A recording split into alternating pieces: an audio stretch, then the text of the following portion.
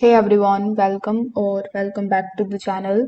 In today's video, I'm going to show you how to use Outlook email efficiently in 2025. Now, Outlook is packed with a lot of features that can help you organize your inbox and manage time and even boost your productivity. So, without further delay, let's get straight into it. So first of all, you need to come here on outlook.live.com.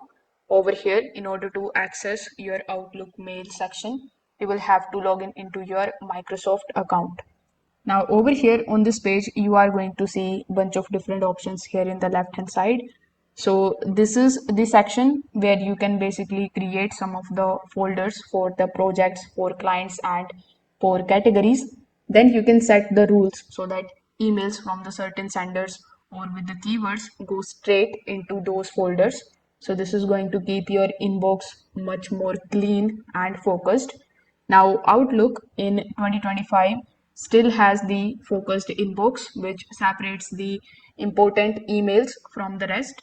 So you can use the search filter like has colon attachment or from colon name to quickly find what you need.